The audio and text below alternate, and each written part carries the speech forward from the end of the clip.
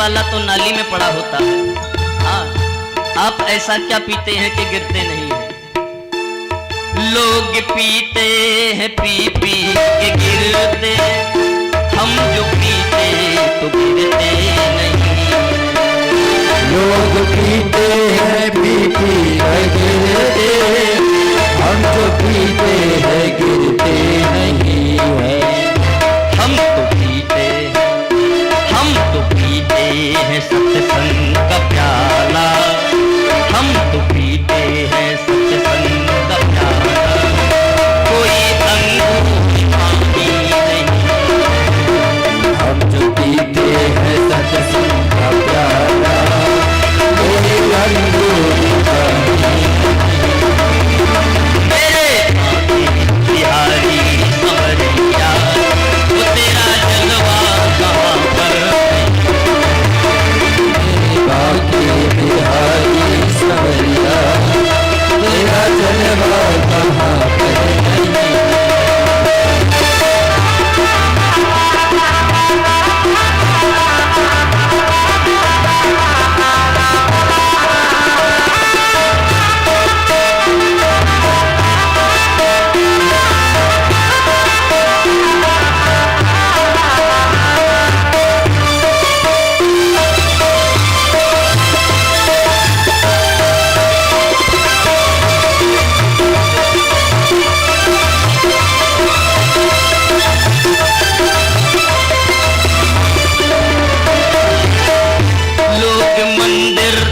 मस्जिद है जाते, वहाँ राधा कृष्णा है गाते।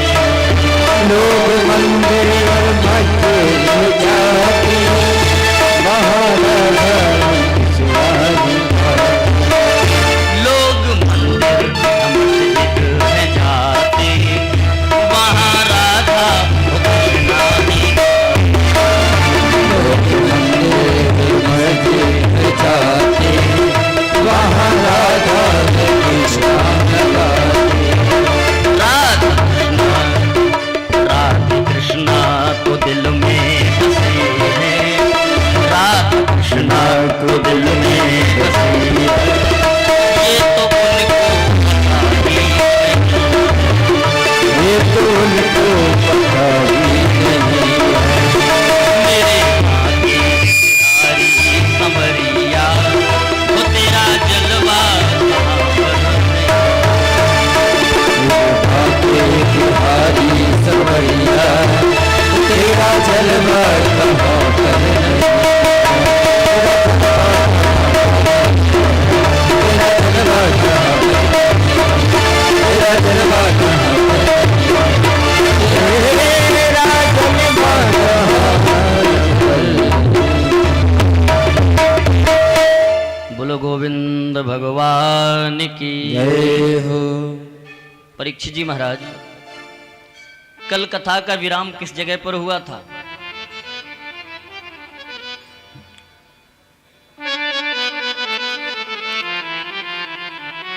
कल आप सभी भक्तों ने बड़ी ही सुंदर प्रभु की बाल लीलाओं को श्रवण किया। माखन चोरी से लेकर के और गोवर्धन पूजा तक आपने कथा को श्रवण किया। बड़ी सुंदर सुंदर लीलाएं प्रभु कर रहे हैं। आगे बड़ी सुंदर कथा आती है। भगवान ने ब्राह्मण पत्नियों के ऊपर कृपा की। भगवान गौओं को चराने के लिए गए और गायें चराते चराते उन्हें भूख लगी। भोजन था वो सब खत्म हो चुका था। ग्वाल वालों से कहा भैया भूख लगी है। भगवान ने कहा ऐसा करो, यहीं पास के गांव में चले जाओ, यहां पर ब्राह्मण रहते हैं, उनके यहां से भोजन ले आना, भोजन हो जाएगा। ग्वाल वाल चल दिए तो देखा कि ब्राह्मण जो थे वो अग्निहोत्र कर रहे थे। अग्निहोत्र माने होम, हवन कर रहे थे। और जब पूजा की जाती है, हवन किया जाता है, तो उस समय बीच में बोला नहीं जाता। ग्वाल वालों ने जाकर के कहा महाराज हम सब ग्वाल वाल प्रभु के साथ में यहाँ पर गौ में चराने के लिए आए थे, भोजन खत्म हो गया है, तो थोड़ा सा भोजन दे दीजिए। जो हम लोग भोजन कर लें। अब वो ब्राह्मण तो यज्ञ कर रहे थे, अग्निहोत्र कर रहे थे, इशारा कर दिया नहीं मिलेगा, भाग जाओ। लौट करके प्रभु के पास पहुंचे। भगवान ने कहा भोजन कहाँ है? ग्वाल वालों ने कहा प्रभु तुम भोजन की बात कर रहे हो, वो तो हमसे बोले भी नहीं। भगवान ने कहा अच्छा ये बताओ हमने तुमसे कहा क्या था, भोजन कहाँ से लेकर के आना? ग्वाल वालों ने कहा भैया आपने यही तो कहा था कि पास के गांव में चले जाओ, वहां पर कुछ ब्राह्मण हवन कर रहे हैं, यज्ञ कर रहे हैं, उनके घर से भोजन लेकर के आना, यही कहा था। भगवान ने, ग्वाल वालों ने कहा हाँ भैया आपने यही कहा था। भगवान ने कहा तुमने भोजन किससे मांगा? ग्वाल वालों ने कहा ब्राह्मणों से। भगवान ने कहा बस यही तो गलती कर दी, मैंने कहा था उनके घर से भोजन लाना। और घर का मतलब होता है गृहिणी। घर की स्वामिनी कौन होती है? उनकी धर्मपत्नी स्त्री ही घर की स्वामिनी होती है। और तुमने भोजन मांगा ब्राह्मणों से। अब दोबारा जाओ। आज ग्वाल वाल पहुंचे, ब्राह्मण पत्नियों से जाकर के कहा कि इस प्रकार से प्रभु ने हमें भेजा है और भोजन लेने के लिए आए हैं। आज समस्त ब्राह्मण पत्नियों ने बढ़िया पकवान बनाए, सुंदर थाल में सजा करके आज प्रभु को वहां पर भोजन कराया। ब्राह्मण पत्नियों पर प्रभु ने कृपा की। बोलो गोविंद भगवान की जय। आगे बड़ी सुंदर कथा आती है रासा पंचाध्यायी। रासा पंचाध्यायी। अच्छा ये बताओ कौन कौन भक्त ऐसा है जो इस कथा को सुनना चाहता है? हाँ नहीं आप लोग कहो कि पंडित जी महाराज करने लगे, हाथ उठाओ। कौन कौन सुनना चाहता है? माताएं बहनें नहीं, केवल पुरुष बंधु सब सुनना चाहते हैं। तो सुनिए ये भागवत क्या है? ये जो आपके सामने भागवत रखी है ये क्या है? ये कोई कागज के पन्ने नहीं है। हाँ आपके सारा धाम को छोड़ करके चले जाएंगे, अत्याचार का बोलबाला हो जाएगा। भगवान ने कहा उद्धव ना तो हम कहीं आते हैं और ना कहीं जाते हैं। फर्क तो इतना है कि जब हम लोगों को दिखाई देने लगते हैं तो लोग कहते हैं कि भगवान आ गए, और जब दिखाई नहीं देते हैं तो लोग कहते हैं भगवान चले। आज से मैं अपनी संपूर्ण शक्ति, संपूर्ण अपना अंश इस भागवत जी में समाहित कर रहा हूं। तो ये भागवत जो आपके सामने रखी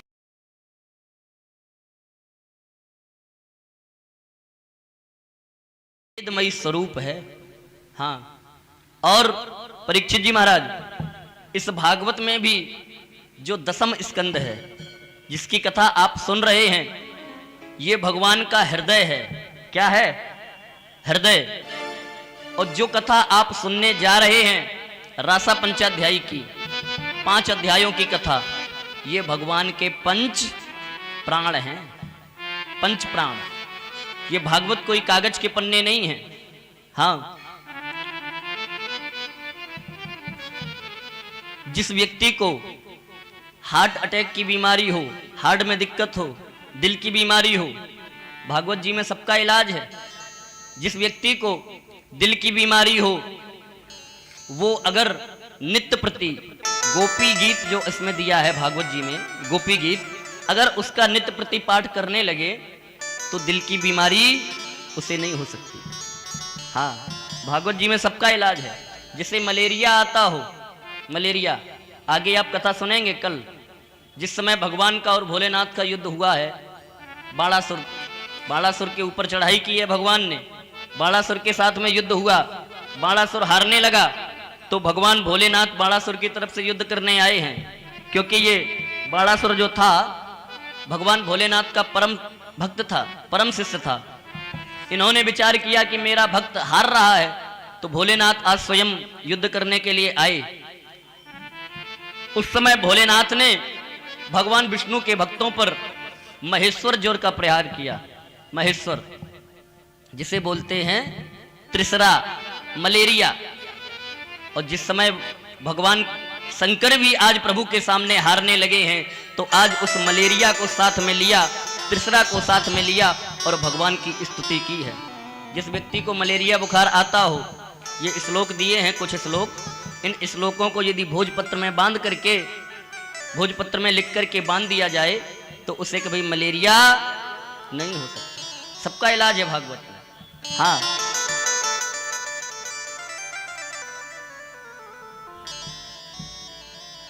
लोग कहते हैं महाराज भगवान ने महाराज क्यों किया?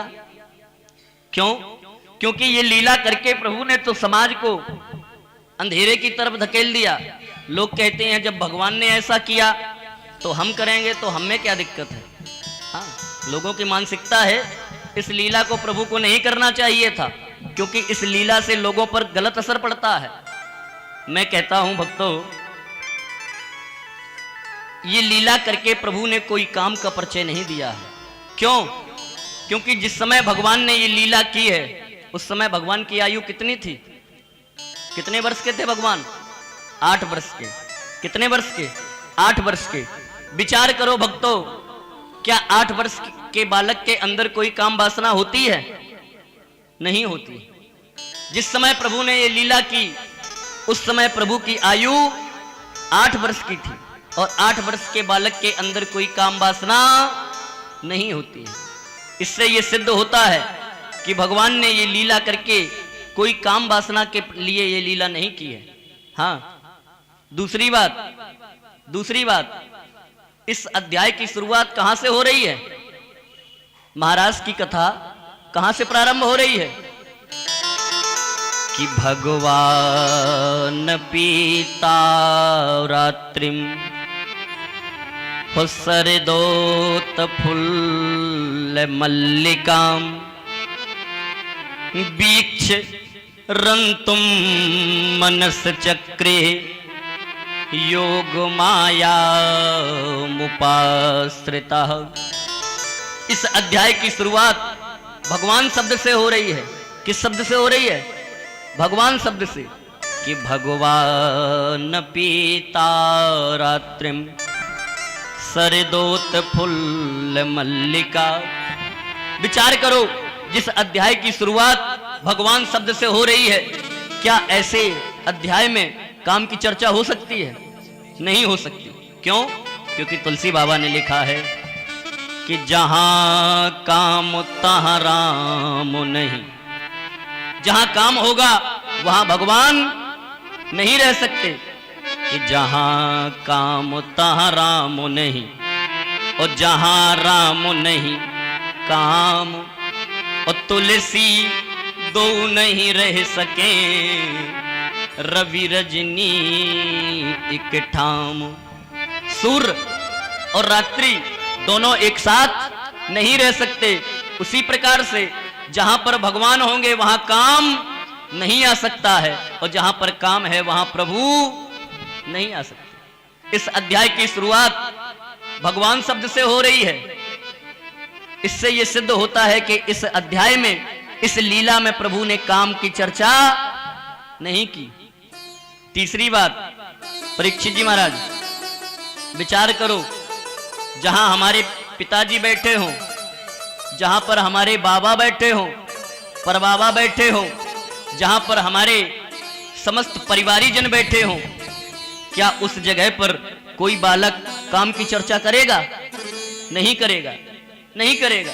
और जिस समय सुखदेव जी ने यह कथा सुनाई है परीक्षित जी को, तो उस समय सुखदेव जी के पिता व्यास जी, व्यास जी के पिता पाराशर, पाराशर जी के पिता शक्ति, और शक्ति के पिता वशिष्ठ। हाँ, सुखदेव जी के पिताजी, बाबा, परबाबा, परपर बाबा सब बैठे हैं। और जिस समय, जिस जगह पर हमारे पिता बैठे हों, हमारे बाबा बैठे हों, हमारे परिवारी जन बैठे हों, इस जगह पर, ऐसी जगह पर कोई बालक काम की चर्चा नहीं करेगा। तो इससे यह सिद्ध होता है कि ये लीला कोई काम वासना की लीला नहीं है, कोई काम की लीला नहीं है। चौथी बात, परीक्षित जी महाराज बड़े ध्यान से विचार करो, जब हम लोग किसी तीर्थ यात्रा पर जाते हैं, किसी तीर्थ यात्रा पर जाते हैं तो काम को पकड़ने के लिए जाते हैं कि काम को छोड़ने के लिए जाते हैं? बोलो। अपने अवगुण निकालने के लिए जाते हैं कि अवगुण लेने के लिए जाते हैं, त्यागने के लिए जाते हैं? और ये कथा कहाँ हो रही है? कहाँ हो रही है? गंगा जी के पावन तट पर परीक्षित जी को सुखदेव जी महाराज कथा सुना रहे हैं। तीर्थ है, गंगा जी का किनारा है। हाँ, ऐसे स्थान पर कोई व्यक्ति काम की चर्चा नहीं कर सकता। इससे यह सिद्ध होता है कि इस कथा में कोई काम की लीला नहीं है। पांचवी बात, जब व्यक्ति के मरने का समय आता है तो व्यक्ति काम को पकड़ता है कि काम को छोड़ता है? विचार करो। काम को पकड़ता है कि काम को छोड़ता है? काम को छोड़ता है, क्योंकि जब व्यक्ति के मरने का समय आता है तो काम छोड़ता है। और परीक्षित जी के मरने का समय है। परीक्षित जी को श्राप लगा है कि आज के ठीक 7वें दिन तक्षक नाग के काटने से तुम्हारी मृत्यु हो जाएगी। विचार करो, ऐसे राजन परीक्षित, ऐसे धर्मात्मा राजा जिनके मरने का समय नजदीक है, क्या वो ऐसे समय पर ऐसी कथा का श्रवण करेंगे जिसमें काम की चर्चा हो? बोलो भैया, ऐसी कथा का श्रवण अपने कानों से करेंगे जब व्यक्ति मरने वाला हो? और ऐसे समय पर ऐसी कथा सुनेंगे? नहीं सुनेंगे। इससे यह सिद्ध होता है कि इस कथा में, इस लीला में कोई काम की चर्चा नहीं है। छठवीं बात, परीक्षित जी महाराज, इस कथा के वक्ता कौन है? कौन है? परम संत, परम विरागी श्री सुखदेव जी महाराज।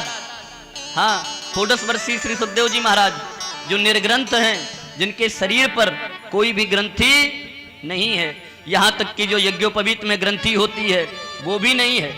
यहां तक कि जो शिखा में ग्रंथि होती है वो भी नहीं है। यहां तक कि जो कौपीन में ग्रंथि होती है वो भी ग्रंथि नहीं है। या यूं कहिए, काम, क्रोध, लोभ, मोह, द्वेष, मान, मत्सर, ये कोई भी अवगुण, ये कोई भी ग्रंथियां सुखदेव जी के अंदर नहीं है।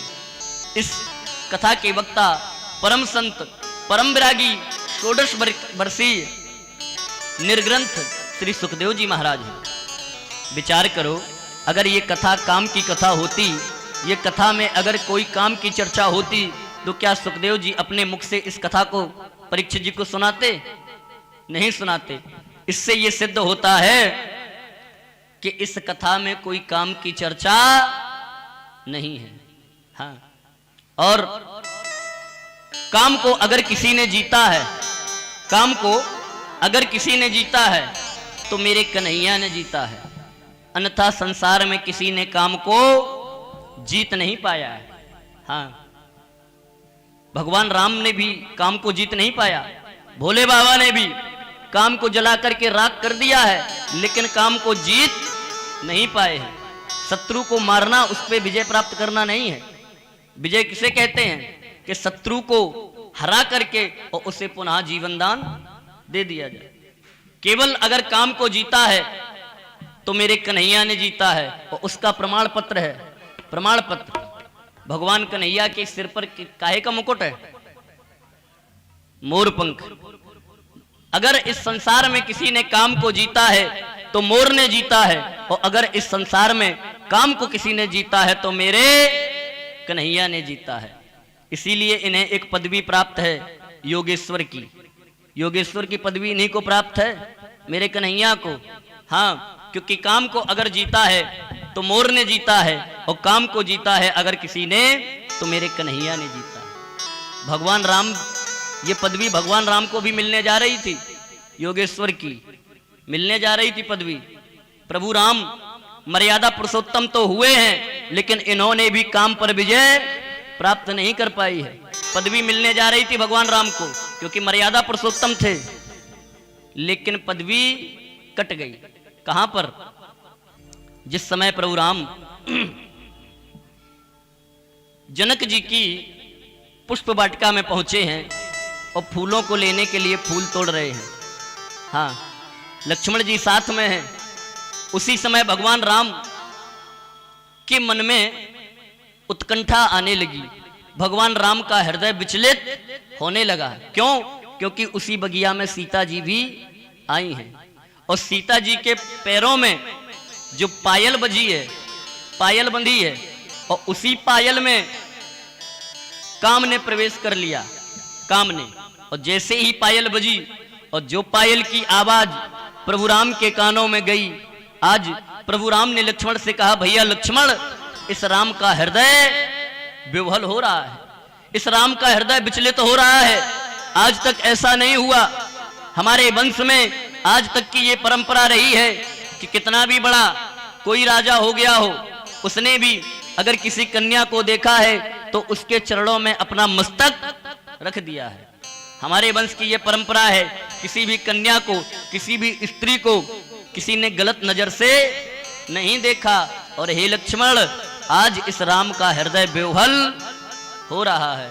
हाँ, कंकन किंकिन नूपुर ध्वनि सुन, कंकन किंकिन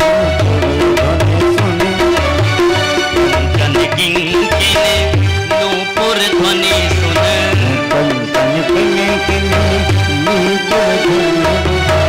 कहत लखन सने राम हृदय गुण, कहत लखन सने राम हृदय।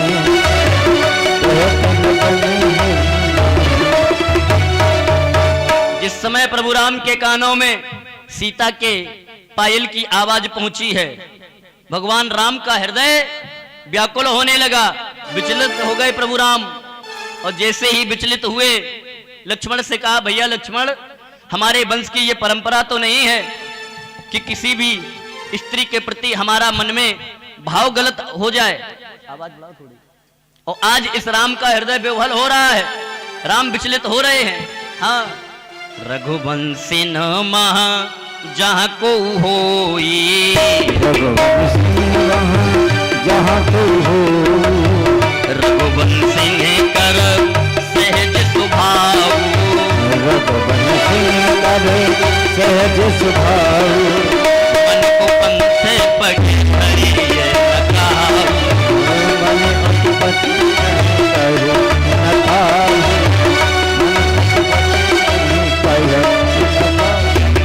आज जैसे ही प्रभु राम का हृदय विचलित होने लगा, तो ध्यान देना भक्तों, उसी जगह पर प्रभु राम को भी हमारे कन्हैया का सहारा लेना पड़ा।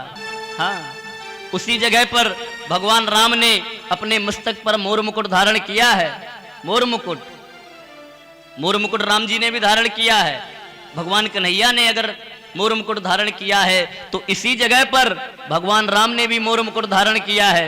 तुलसी बाबा प्रमाणित कर रहे हैं, मोर पंख सिर सोहत नीके, पंख सिर सोहत नीके, मोर पंख सिर सोहत नीके, मोर पंख सिर संपत नीके, उच्च बीच बिच कुसुम कली, उच्च बीच बिच कुसुम कली,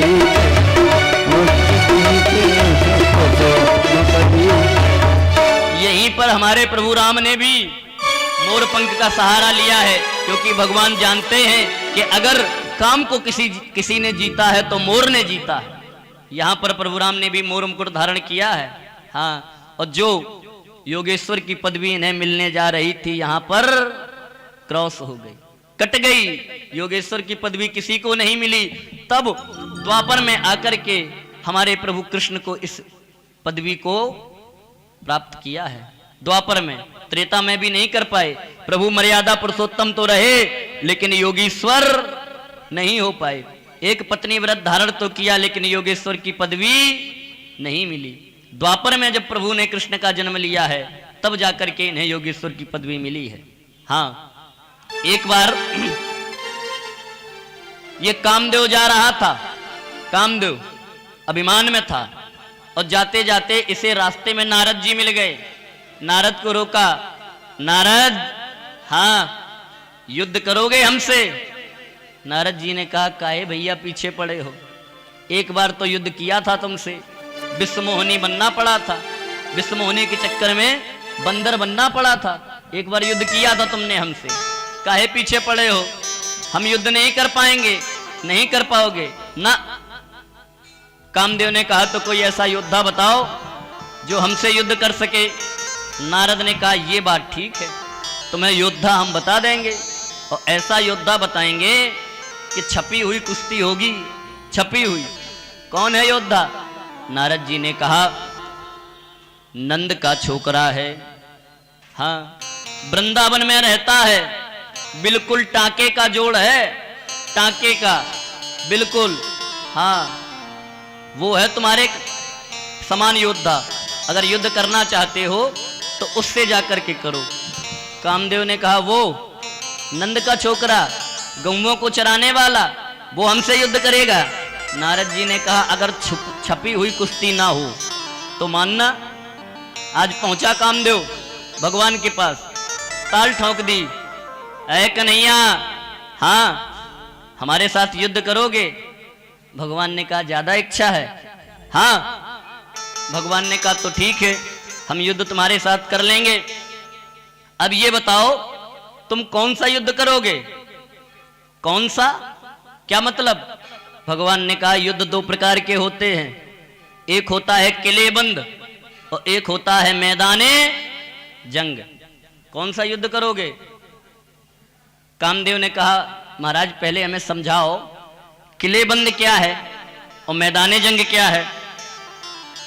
भगवान ने कहा सुनो, किलेबंद युद्ध है कि जिस समय मैं अपने इस शरीर रूपी किले को नेत्र रूपी दरवाजे बंद कर लें और किसी के ध्यान में बैठ जाएं और फिर तुम मेरे अंदर काम का संचार कर देना तो हम हारे और तुम जीते। ये तो हो गया किलेबंद। और मैदाने जंग वो है हम हो में, तुम हो वो, हजारों स्त्रियां हो में, रात्रि का समय होवे, काम के सब श्रृंगार हो में, और उस समय यदि तुम इस कन्हैया के हृदय में काम का संचार कर दो तो हम हारे और तुम जीते। काम ने विचार किया ये जो किलेबंद युद्ध है ये बड़ा कठिन है, ये बड़ा कठिन है, क्योंकि ये नेत्र बंद करके किसी के ध्यान में बैठ जाएंगे और फिर इनके हृदय में अगर हम काम संचार करें तो मुश्किल होगा। क्यों? क्योंकि काम हमेशा प्रवेश करता है आंखों से। परीक्षित जी महाराज, काम जब भी हमारे अंदर जागृत होगा तो नेत्रों के माध्यम से होगा, और जब ये नेत्र बंद करके बैठ जाएंगे तो हम इनके हृदय में कभी भी काम का संचार नहीं कर पाएंगे। महाराज ताल ठोक दी, आओ महाराज मैदाने जंग, हाँ हो जाएगा युद्ध। शर्त क्या है? कामदेव ने कहा शर्त यह है कि अगर तुम हार जाओगे तो तुम्हें मेरा पुत्र बनना पड़ेगा, और यदि मैं हार गया तो मैं तुम्हारा पुत्र बन करके आऊंगा। हारने वाले को जीतने वाले का पुत्र बनना पड़ेगा। मंजूर? भगवान ने कहा मंजूर। हाँ, तो आज वही समय आ गया है। कामदेव ने प्रभु से कहा प्रभु हो जाए युद्ध। भगवान ने कहा ठीक है, हो जाने दो। आज वही व्यास जी इशारा कर रहे हैं कि भगवान पीताम्रात्रि सरदोत फुल्ल मल्लिका। वही रात्रि आ गई। कौन? जिस रात्रि को कामदेव को वचन दिया था कि हम तुम्हारे साथ में शरद ऋतु की पूर्णिमा को तुम्हारे साथ में युद्ध करेंगे। आज वही रात्रि आ गई है। सरदोत फुल्ल मल्लिका, शरद ऋतु की पूर्णिमा। हाँ, आज इधर भगवान ने गोपियों को भी वचन दिया था। कल आपने कथा सुनी थी, जिस समय चीरहरण किया था प्रभु ने, गोपियां नित्य प्रति यमुना में विवस्त्र होकर के स्नान करती थी और मैया कात्यायनी से ये वचन वरदान मांगा था कि हमें नंद का छोकरा पति रूप में प्राप्त हो। तो इधर भगवान ने भी उन गोपियों को वचन दिया था कि चिंता मत करो, शरद ऋतु की पूर्णिमा को हम तुम समस्त गोपियों को पति रूप में मिलेंगे। आज व्यास जी मानो संकेत कर रहे हो कि वही रात्रि आ गई है। कौन सी? इधर कामदेव को भी वचन दिया है कि हम तुमसे युद्ध करेंगे, और इधर गोपियों को भी वचन दिया है कि हम तुम्हें पति रूप में मिलेंगे। कि भगवान पीता रात्रि हुसर दोत फुल्ल मल्लिका, वीक्ष रंतुम मनस चक्रे योग माया मुपाश्रिता। आज वही रात्रि आ गई। भगवान ने आज बड़ा सुंदर श्रृंगार किया है। क्या किया है परीक्षित जी महाराज? श्रृंगार। पढ़े लिखे भक्तों ध्यान देना, श्रृंगार रस का स्थायी भाव क्या है? श्रृंगार रस का स्थायी भाव रति। हाँ, जिस प्रकार से वीर रस का स्थायी भाव होता है उत्साह, आज उसी प्रकार से श्रृंगार रस का स्थायी भाव होता है रति। भगवान ने विचार किया हमें श्रृंगार करना चाहिए। बड़ा सुंदर श्रृंगार किया है, क्योंकि जहां पर श्रृंगार होगा वहां पर रति अवश्य होगी। और रति कौन है परीक्षित जी महाराज? रति कौन है? रति है कामदेव की पत्नी। जहां श्रृंगार होगा वहां पर रति होगी, और जहां रति होगी वहां पर रति का पति कामदेव जरूर होगा। हाँ, भगवान ने बड़ा सुंदर श्रृंगार किया है। शरद ऋतु को देख प्रभु निज हो माया योग रचाते हैं, माया योग रचाते हैं, और माया योग रचाते हैं। जिसमें योगी जन योग साध निज प्रभु का दर्शन पाते, प्रभु का दर्शन पाते, प्रभु का दर्शन पाते। शरद ऋतु को देख प्रभु निज माया योग रचाते हैं। हाँ, माया योग रचाते हैं, माया योग रचाते हैं। जिसने योगी जन योग साध निज प्रभु का दर्शन पाते, दर्शन पाते हैं, प्रभु का दर्शन पाते हैं। आज प्रभु ने बड़ा सुंदर श्रृंगार किया है। भगवान ने विचार किया कि अगर हमने श्रृंगार नहीं किया और कामदेव को बुला लिया तो कामदेव कहेगा कि श्रृंगार तो किया ही नहीं है। आज भगवान ने बड़ा सुंदर श्रृंगार किया, और श्रृंगार करने के बाद में अपनी बंसी को लिया, मुरली को, और बड़ी सुंदर बंसी बजाई। कि निसम्य गीतम हुत दिनंग वर्धनम हुव्रज स्त्रिया कृष्ण गृहीत मानसा। कैसी बंसी बजाई? कि निसम्य गीतम उत्तदिनंग वर्धनम। ऐसी बंसी बजाई कि जिस बंसी की धुन सुन करके अच्छे अच्छे योगियों के अंदर भी काम का संचार हो जाए। अनंग वर्धनम, अनंग कहते हैं कामदेव को, जिसके अंदर काम का भाव जागृत हो जाए। कि निसम्य गीतम हुत्तदिनंग वर्धनम उब्रज स्त्रिया कृष्ण गृहीत मानसा। आज प्रभु ने जैसे ही बंसी को बजाया, जैसे ही बंसी की आवाज गोपियों के कानों में पड़ी तो गोपियां भगवान कृष्ण के विरह में व्याकुल हो गईं। जिन गोपियों ने आज प्रभु की बंसी को सुना तो गृहीत माने खिंची चली आई, अपने घर से आज प्रभु के लिए दौड़ पड़ी। हाँ, कि निसम्य गीतम उत्तदिनंग वर्धनम ब्रज स्त्रिया कृष्ण गृहीत मानसा। कोई गोपी आज गाय धोने के लिए जा रही थी और जैसे ही भगवान की मुरली की आवाज उस गोपी के कानों में पड़ी, आज गाय को धोना वहीं पर छोड़ दिया, वहीं से दौड़ पड़ी, आई प्यारे। कोई गोपी आज अपना श्रृंगार कर रही थी, एक आंख में काजल को लगाया है, दूसरे आंख में काजल को लगाने जा रही थी, जैसे ही भगवान की मुरली की आवाज उसके कानों में पड़ी, दौड़ पड़ी, आई प्यारे। कोई गोपी स्नान कर रही थी और जैसे ही भगवान की मुरली की आवाज इस गोपी के कानों में पड़ी, दौड़ पड़ी, आई प्यारे। एक गोपी अपने पति के होले होले सेवा कर रही थी, पैरों को दबा रही थी, जैसे ही भगवान की बंसी की आवाज उस गोपी के कानों में पड़ी, दौड़ पड़ी, आई प्यारे। पति ने विचार किया, कहां जा रही है, इसका प्यारा तो मैं हूं, पति तो इसका मैं हूं, और ये जा कहां रही है। पकड़ लिया, कहां जा रही है, नहीं जाने दूंगे। आज उस गोपी के पति ने उस गोपी को कमरे में बंद कर दिया और बाहर से दरवाजा बंद कर दिया। आज इस गोपी की जीवात्मा प्रभु से जाकर के मिली है, इस गोपी ने अपना शरीर वहीं पर छोड़ दिया, भगवान से जाकर के इसकी जीवात्मा मिली है।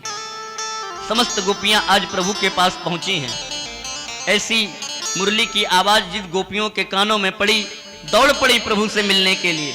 और जैसे ही ये गोपियां भगवान के पास पहुंची, जैसे ही भगवान ने देखा कि सारी गोपियां आ गई हैं, बड़े प्रेम से भगवान ने उनका स्वागत किया और हाथ जोड़ करके पूछा, गोपियों कि स्वागतम वो महाभाग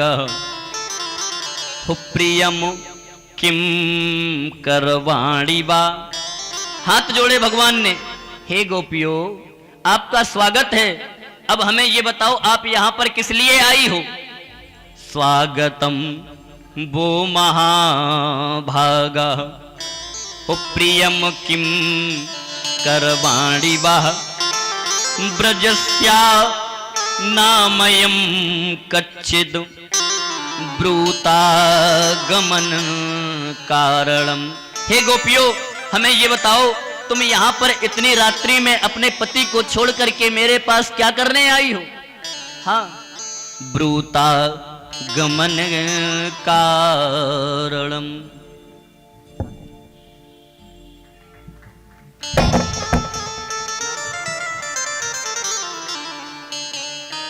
आपके समक्ष ये दीपक कुमार जी भैया हैं, इन्होंने व्यास मंच पर आकर के हमें सम्मानित किया। आप समस्त भक्तों से हम एक बार इनके सम्मान में तालियां बजा दो। भगवान ने कहा, गोपियों तुम आई, तुम्हारा स्वागत है। ध्यान से सुनना परीक्षित जी महाराज, परीक्षित जी ध्यान एकाग्रित करो क्योंकि टारगेट तुम ही हो मेरे। हाँ, ये लोग तो थोड़ा इधर बैठ जाते हैं तो थोड़ा टारगेट तो तुम ही हो।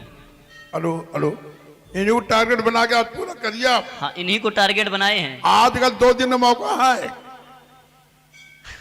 2 दिन में उनको बिल्कुल सही कर दीजिए। बिल्कुल महाराज। समस्त गोपियां जैसे ही भगवान के सामने खड़ी हो गईं, भगवान ने बड़े सुंदर उनका स्वागत किया। हाथ जोड़ करके कहा, गोपियों स्वागतम वो महाभागा अप्रियम किम करवाणी बा। हे गोपियों तुम यहाँ पर आई, तुम्हारा स्वागत है, लेकिन अब हमें ये बताओ कि इतनी रात्रि में अपने पति को छोड़ करके तुम यहाँ पर घनघोर जंगल में अकेले मेरे पास क्या करने आई हो। जैसे ही भगवान के ये शब्द सुने, आज समस्त गोपियां रोने लगी। प्रभु कैसी बात कर रहे हो, पहले आपने मुझे बुलाया, आपने अपनी बंसी के द्वारा मुझे सब गोपियों को एकत्रित किया, और जब हम आ गए तो आप कह रहे हो कि यहां करने क्या आई हो। हाँ, जैसे आप लोग यहां पर कथा सुनने के लिए आते हैं और 3 तारीख को यहां भंडारा है, क्यों महाराज जी? 3 तारीख को हवन है, 3 को पूर्णाहुति है। पूर्णाहुति होगी, भंडारा नहीं। पूर्ण उद्योग सबको हवन करने का मौका मिलेगा। अच्छा अच्छा। 1.25 कुंटल का हवन होगा और समस्त जनता को हवन करने का मौका मिलेगा। जैसे मान के चलो कि यहाँ पर कथा हो रही है, आप सबके पास पत्र पहुंचे हैं, सबके पास पत्र पहुंचे हैं, निमंत्रण पहुंचा है, और आप उस निमंत्रण में आए, और यही आपके ये सल्लू महाराज और हमारे परीक्षित जी, श्री रमाकांत जी भैया हाथ जोड़ करके खड़े हो जाएं और आपसे पूछें, भैया आप यहाँ किस लिए आए हो?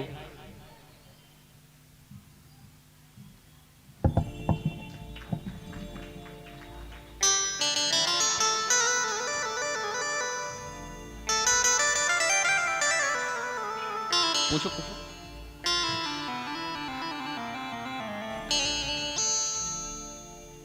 ये हमारे परीक्षित जी के समधी जी हैं, श्री बाबूलाल जी गुप्ता, अतर्रा से पधारे हैं।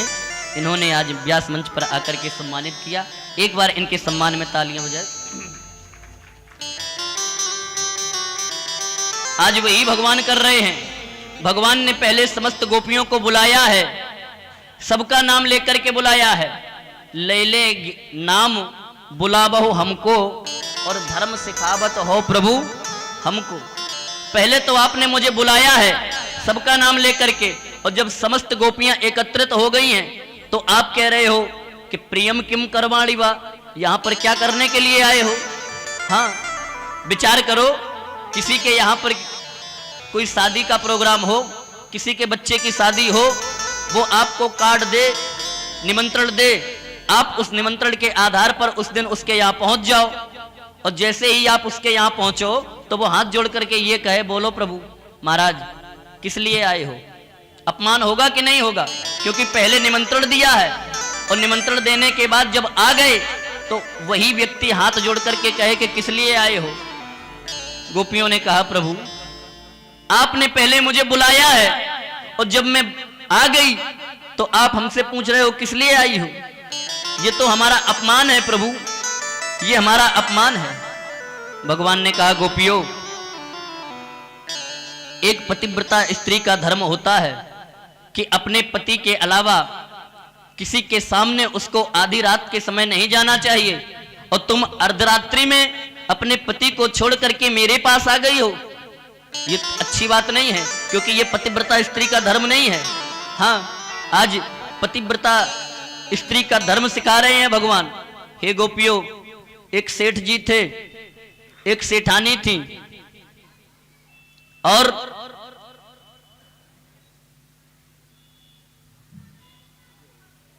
उनके यहां होता क्या था? नित्य प्रति अग्निहोत्र होता था, नित्य प्रति उनके यहां हवन होता था।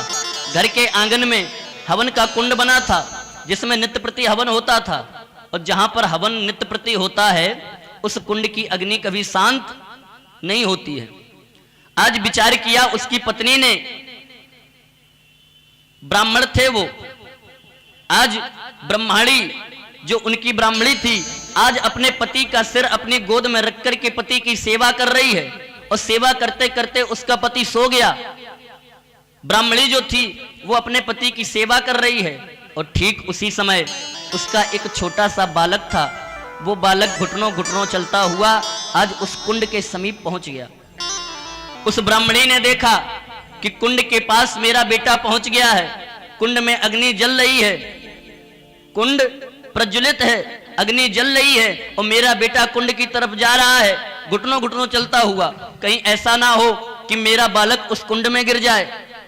फिर ब्राह्मणी ने विचार किया कि अगर मैं उस अपने बालक को बचाने के लिए जाती हूं तो मेरे पति अभी अभी सोए हैं और मेरी गोद में उनका सिर है, अगर मैं उस बालक को बचाने के लिए जा रही हूं तो मेरा पातिव्रत धर्म चला जाएगा, क्योंकि पति की सेवा अधूरी रह जाएगी, और अगर मैंने अपने बालक को नहीं बचाया तो मेरा बालक उस कुंड में गिर जाएगा। अगर मैं बालक को बचाने जाती हूं तो मेरा पातिव्रत धर्म जा रहा है, और यदि मैंने बालक को नहीं बचाया तो मेरा पुत्र कर्म जा रहा है। वही स्थिति आ गई। अब अपने धर्म को बचाएं या अपने कर्म को बचाएं? पत्नी ने विचार किया, ऐ ब्राह्मणी, ये पुत्र तुम्हारा कर्म है, पुत्र अगर तेरा चला गया तो दोबारा भी हो जाएगा, और ये पति तुम्हारा धर्म है, इस पति की सेवा को अधूरा मत छोड़ो, क्योंकि अगर पातिव्रत धर्म चला गया तो स्त्री के जीवन से सब कुछ चला गया। इसलिए धर्म को अगर बचा करके रखो तो कर्म तो पुनः प्राप्त हो जाएगा। आज उस ब्राह्मणी ने बालक की तरफ कोई ध्यान नहीं दिया, अपने पति की सेवा करती रही और धीरे धीरे ये बालक कुंड के पास पहुंच गया। और ये दृश्य देखा अग्निदेव ने विचार किया, इतनी बड़ी पतिव्रता कि इसने अपने बालक को बचाना भी उचित नहीं समझा। इतनी बड़ी पतिव्रता अपने पति की सेवा कर रही है लेकिन बालक की तरफ कोई ध्यान नहीं। अग्निदेव ने विचार किया कि कहीं ऐसा ना हो कि अगर इसका बालक कुंड में गिर गया और अगर मैंने इसके बालक को कोई कष्ट पहुंचाया तो ये पतिव्रता है, हमें श्राप भी दे सकती है। आज अग्निदेव शीतल हो गए, कुंड में बालक गिर गया, अग्निदेव शीतल हो गए। थोड़ी देर के बाद जब ब्राह्मण देवता की नींद खुली, ब्राह्मण देवता ने अपनी पत्नी से पूछा, प्रिय बेटा कहाँ है? ब्राह्मणी ने रो करके कहा कि महाराज बेटा तो अग्निकुंड में गिर गया। ब्राह्मण ने कहा अग्निकुंड में गिर गया, तुमने देखा नहीं? ब्राह्मणी ने रो करके कहा महाराज मैं उस समय तुम्हारी सेवा कर रही थी, बालक धीरे धीरे कुंड की तरफ बढ़ रहा था और मैं आपकी सेवा कर रही थी। मैंने विचार किया कि अगर मैं बालक को बचाने जाऊंगी तो आपकी सेवा अधूरी रह जाएगी, मेरा पातिव्रत धर्म नष्ट हो जाएगा। मैंने अपने बालक को नहीं बचाया। दौड़ करके ब्राह्मण ने जाकर देखा तो क्या देखा कि अग्नि वहां पर शीतल पड़ी है, ठंडी पड़ी है और वो बालक उसी कुंड में खेल रहा है। भगवान ने कहा देखा गोपियों, ये होती है पतिव्रता स्त्री। एक पतिव्रता स्त्री के सामने अग्निदेव को भी झुकना पड़ा, शीतल होना पड़ा। ये पतिव्रता स्त्री का धर्म है। पति कुछ ना करे, कोई पूजा ना करे, पत्नी अगर अपने पति का ही पूजन करने लगे, अपने पति में ही परमेश्वर का दर्शन करने लगे तो उसे किसी भी पूजा की कोई आवश्यकता नहीं है। और तुम अर्धरात्रि में अपने पति को छोड़ करके मेरे पास चली आई, तुमने अच्छा नहीं किया गोपियों। गोपियों ने कहा प्रभु अब तो तुम हमारा अपमान कर रहे हो। हाँ कि पहले रस देन करी बत्तियां, अब तो तुम मेरा अपमान कर रहे हो प्रभु। कि पहले रस देन करी बत्तियां, बहकाए मेरा मन यूं ही ठगा है।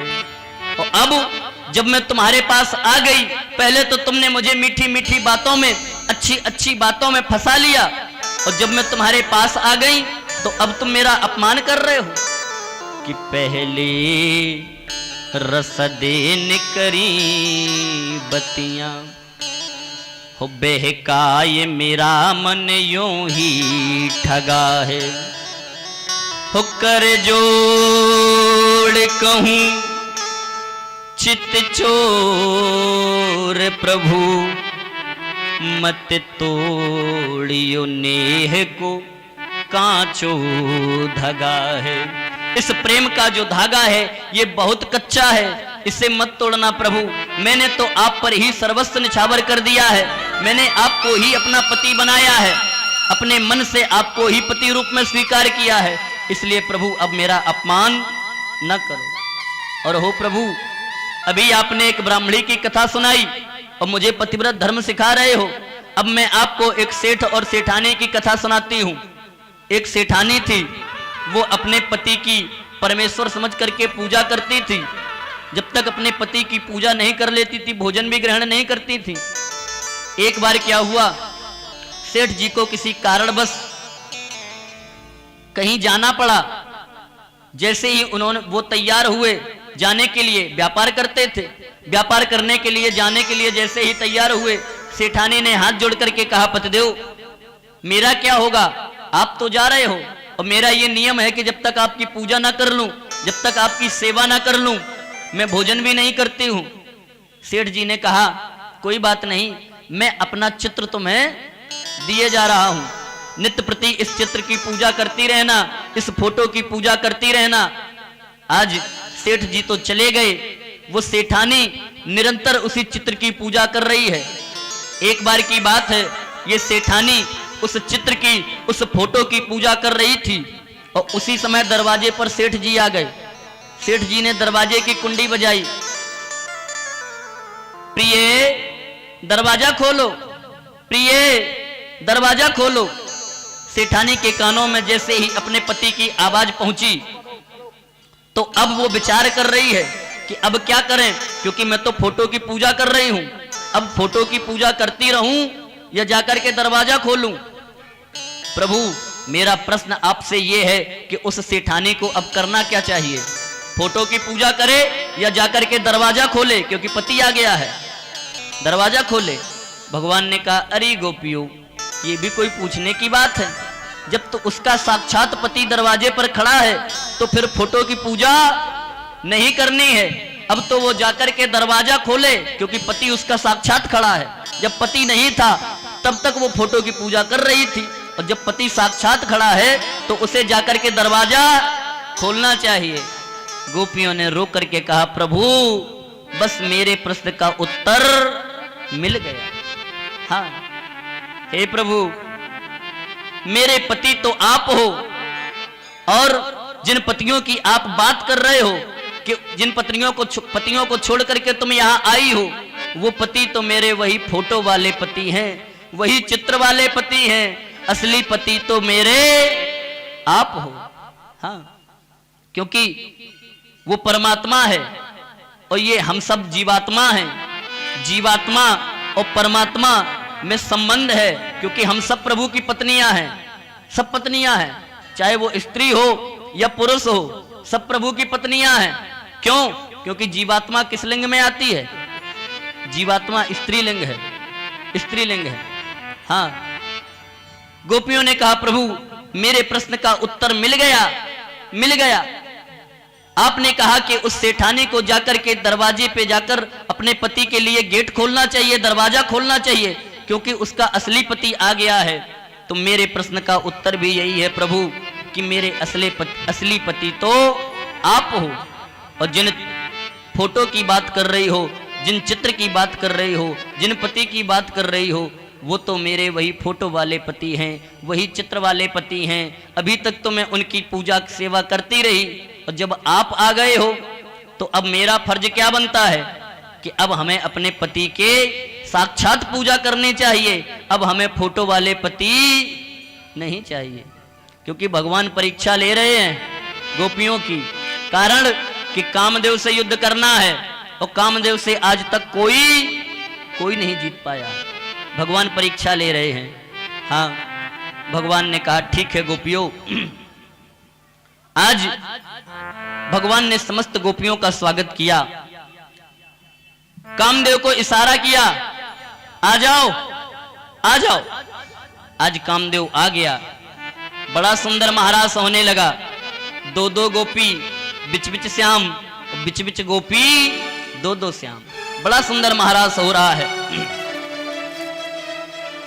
अभी तक गोपियों को मान था, परीक्षित जी महाराज, अभी तक गोपियों को मान था कि हम धन्य हैं जो उस त्रिलोकी नाथ के साथ नृत्य कर रहे हैं, महारास कर रहे हैं, हम धन्य हैं। अभी तक तो मान है, लेकिन जैसे ही महारास प्रारंभ हुआ, जैसे ही प्रभु ने महारास प्रारंभ किया, तो अब गोपियों को अभिमान आ गया। अभी तक तो मान था, अब अभिमान आ गया। अब सोचने लगी, देखो ये त्रिलोकीनाथ है, ये हमारे साथ में नृत्य कर रहा है, ये हमारे साथ में महाराज कर रहा है, ये त्रिलोकीनाथ है, ये त्रिलोकीनाथ नहीं हो सकता। अभी तक तो मान था, अब उन गोपियों के अंदर अभिमान आ गया। और परीक्षित जी, जहां जीवन में आता है अभिमान, और वहीं प्रभु हो जाते हैं अंतर्ध्यान। जैसे ही भगवान ने देखा कि गोपियों के अंदर अभिमान आ गया है, आज प्रभु एक गोपी को लेकर के अंतर्धान हो गए। हाँ, भगवान अंतर्धान हो गए एक गोपी को लेकर के। वो गोपी कौन थी? कौन थी? राधा। कौन थी? राधा। राधा जी का नाम भागवत में नहीं आया है। राधा का नाम नहीं लिया है भागवत में। आज प्रभु राधा को लेकर के अंतर्धान हो गए। राधा का नाम क्यों नहीं लिया? कारण राधा का शाब्दिक अर्थ होता है रा धन आधा। क्या अर्थ होता है? रा धन आधा। रा माने रमण करना, आधा माने आधा। राधा में आधा ब्रह्म रमण करता है। सुखदेव जी ने विचार किया कि मैं तो पूर्ण ब्रह्म की कथा सुना रहा हूं। मैं किसकी कथा सुना रहा हूं? पूर्ण ब्रह्म की। और जहां पर आधे का सवाल आया तो सुखदेव जी ने राधा का नाम लेना उचित नहीं समझा। हाँ, और नाम क्यों नहीं लिया राधा का? संतों के तर्क हैं, संतों के मत हैं। और नाम क्यों नहीं लिया राधा का? परीक्षित जी महाराज, वस्तु जितनी बहुमूल्य होती है, जितनी कीमती होती है, उसको उतना छिपा करके रखा जाता है। आप मकान बनवाते हो, घर बनवाते हो, कोई सगा संबंधी आ जाए, हाथ पकड़ लिया, चलो भैया मेरा मकान देख लो।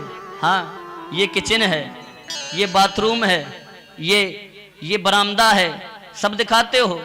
ये हमारा शयन कक्ष है, ये बेडरूम है, सब दिखाते हो अपने सगे संबंधियों को। विचार करो, कभी किसी को आपने ये बताया कि ये हमारी तिजोरी है? बताओ, किसी को दिखाया? नहीं दिखाया। कारण वस्तु जितनी बहुमूल्य होती है, व्यक्ति उसे छिपा करके रखता है। और सुखदेव जी की नजरों में ये जो राधा शब्द है, ये इतना बहुमूल्य है, इतना कीमती है कि सुखदेव जी ने शब्दों की तिजोरी में ऐसे छिपा करके रख दिया कि राधा नाम लेना उचित नहीं समझा। हाँ, और राधा का नाम क्यों नहीं लिया? ये हमारे वृंदावन के जो संत हैं वो कहते हैं कि सुखदेव जी महाराज पूर्व जन्म में एक तोता थे।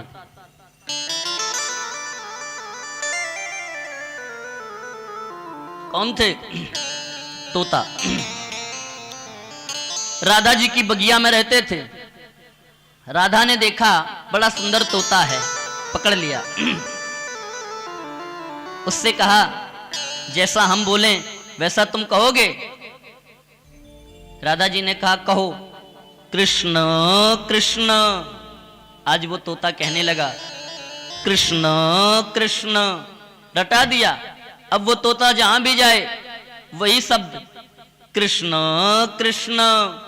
एक समय की बात, वही तोता उड़कर के प्रभु के पास पहुंचा। प्रभु के सामने जैसे ही पहुंचा भगवान के पास, कन्हैया के पास, और जैसे ही कन्हैया को देखा तो बोलने लगा कृष्ण कृष्ण।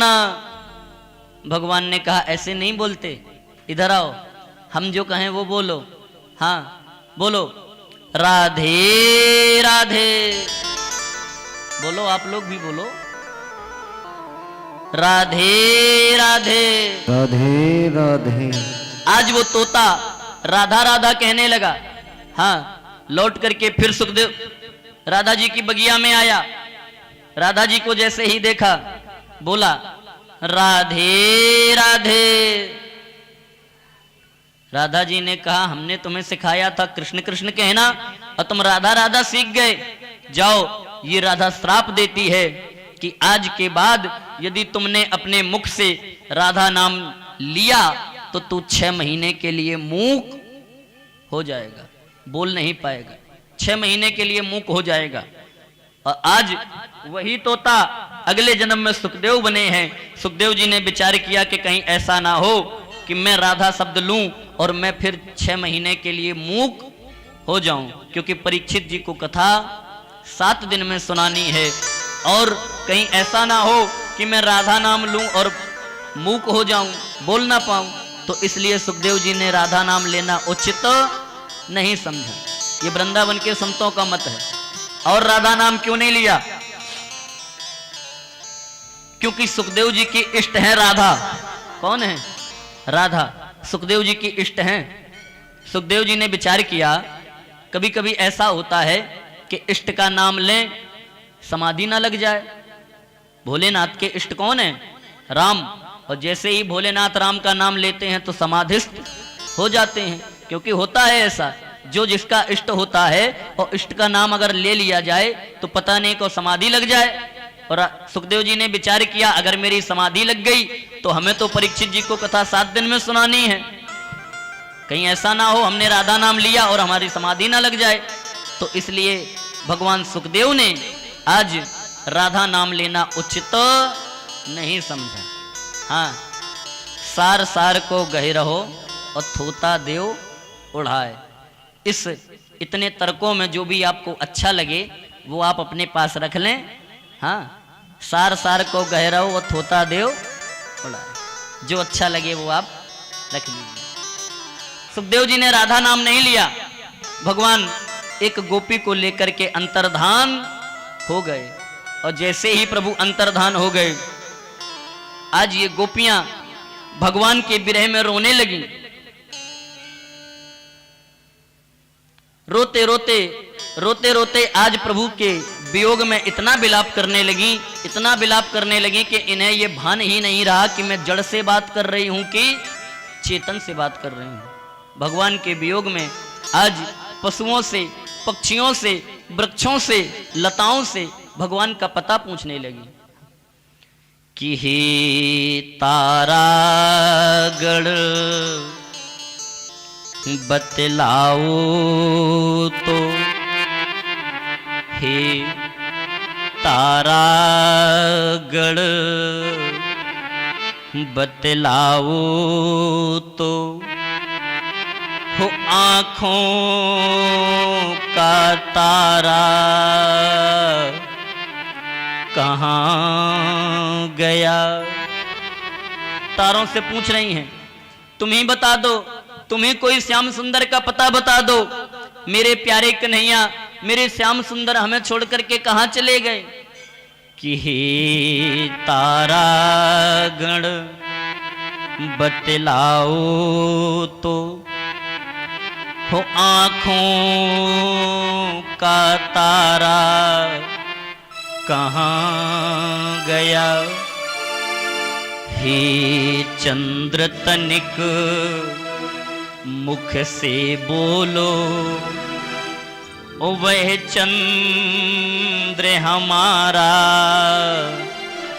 कहाँ गया। वह चंद्र हमारा कहाँ गया। हे बंसी वट झुक कर कह दे। वृक्षों से पूछ रही हैं, तुम ही बता दो, शायद तुमने कहीं मेरे प्रभु को देखा हो, मेरे कन्हैया को देखा हो। हाँ, कोई तो बता दो मेरे प्रभु का पता, कहाँ छोड़ करके चले गए। कि हे बंसी वट झुक कर कह दे, वो बंसी वाला कहाँ गया। वो बंसी वाला कहाँ गया। हे फूल फूल कर बतला दे, हो वह फूल हमारा कहाँ गया। वह फूल हमारा कहाँ गया। आज लताओं से, वृक्षों से, चंद्रमा से, तारों से, सबसे पूछ रही हैं, कोई तो बता दो मेरे श्याम सुंदर का पता, वो हमें छोड़ करके कहाँ चले गए, कहाँ चले गए। प्रभु के वियोग में गोपियां विलाप करने लगी। और जब प्रभु नहीं आए तो आज ये गोपियां, समस्त गोपियां मिलकर के प्रभु की उल्टी लीला करने लगी। उल्टी लीला, उल्टी लीला क्यों कर रही हैं? क्योंकि इन्होंने विचार किया कि जब उल्टी लीला करेंगे तो श्याम सुंदर हमें आकर के बताएंगे कि ये लीला ऐसे नहीं ऐसे है। हाँ, लेकिन भगवान फिर भी नहीं आई, उल्टी लीला कर रही हैं। एक गोपिया आई, एक गोपी एक गोपी ने आकर के चूनर ली, ऐसे उड़ाने लगी, आ जाओ समस्त ब्रजवासी, आ जाओ, मैंने गोवर्धन पर्वत अपनी उंगली पर धारण कर लिया है, आ जाओ आ जाओ। उल्टी लीला कर रही हैं। आज एक गोपी बन गई कृष्ण, एक गोपी बन गई पूतना।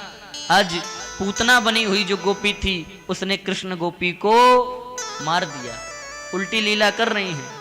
एक गोपी बन गई कालिया, एक गोपी बन गई कृष्ण। आज कालिया नाम की जो गोपी थी इसने कृष्ण गोपी को नाथ दिया। उल्टी लीला कर रही हैं। क्यों?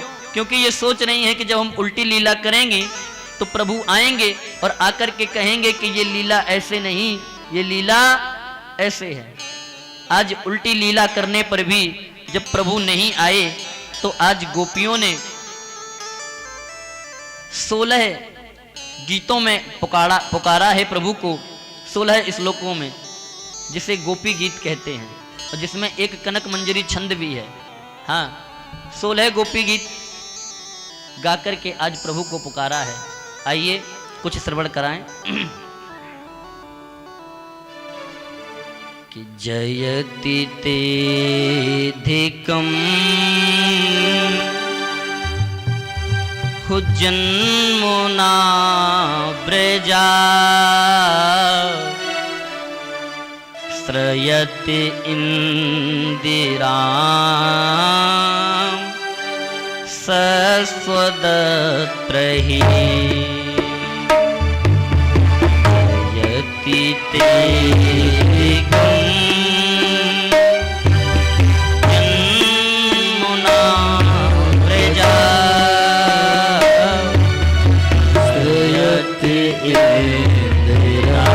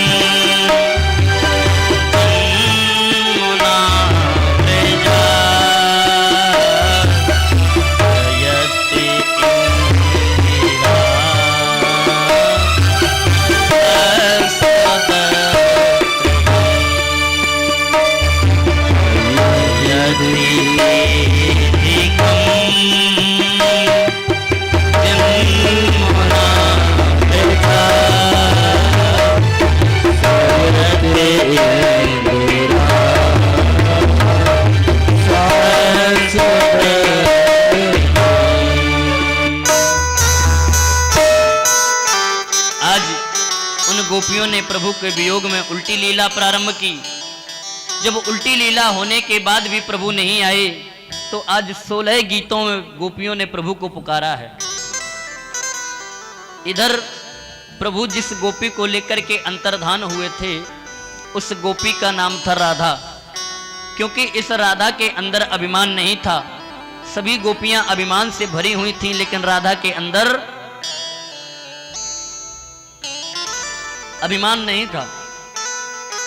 लेकिन इनके अंदर भी अभिमान आ गया। कब? जब ये इनको लेकर के अंतर्धान हुए। इन्होंने विचार किया कि प्रभु हमें लगता है इसलिए हमें लेकर के अंतर्धान हुए हैं कि हम सभी गोपियों में सबसे अधिक सुंदर हैं। इन्हें अपनी सुंदरता पर अभिमान हो गया। इन्होंने विचार किया कि भगवान हमें लेकर के अंतर्धान हुए हैं, सब गोपियां को छोड़ दिया है, केवल हमें लेकर के अंतर्धान हुए हैं, इसका मतलब हम सबसे सुंदर हैं। इन्हें अपनी सुंदरता पर अभिमान आ गया, ये भी अभिमान में भर गई। और मैंने बताया था कि जहां अभिमान होता है वहां भगवान नहीं होते। जहां जीवन में आता है अभिमान, और वहीं हो जाते हैं प्रभु अंतर्धान। अब जब इन्हें अभिमान आया, राधा ने कहा भाई भगवान से, प्रभु हाँ अब चला नहीं जा रहा है, अब चला नहीं जा रहा। भगवान ने कहा तो क्या करें? राधा ने कहा प्रभु हमें अपने कंधों पर बिठा लो। भगवान ने कहा कि काम का असर हो रहा है।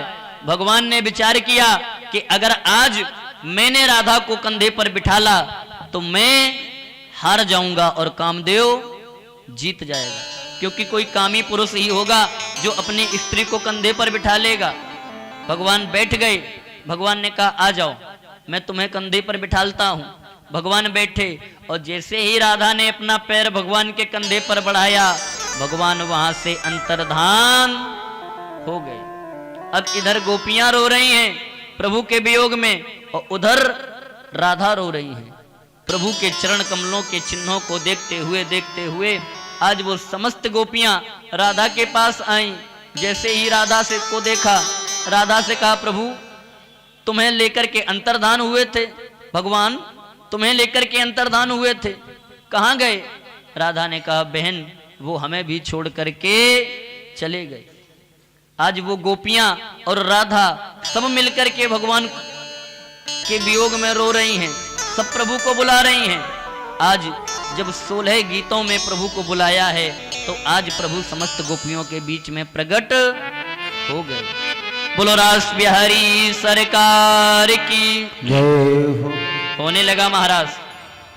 बिच बिच गोपी दो दो श्याम, और दो दो गोपी बिच बिच श्याम। हाँ, और मैंने पहले ही कहा था कि इस रास में पुरुष प्रवेश वर्जित है, पुरुष नहीं आ सकता। इधर पार्वती मैया तैयार हुई महाराज के लिए। जैसे ही तैयार हुई, भोलेनाथ ने देखा कि पार्वती आज कहीं जा रही हैं। भोलेनाथ ने कहा पार्वती कहां जा रही हो? पार्वती ने कहा मैं जा रही हूं बंसीबट पर, प्रभु का महाराज सो रहा है, मैं उस महाराज में शामिल होने जा रही हूं। भोलेनाथ ने कहा थोड़ी कृपा करो, हमें भी ले चलो।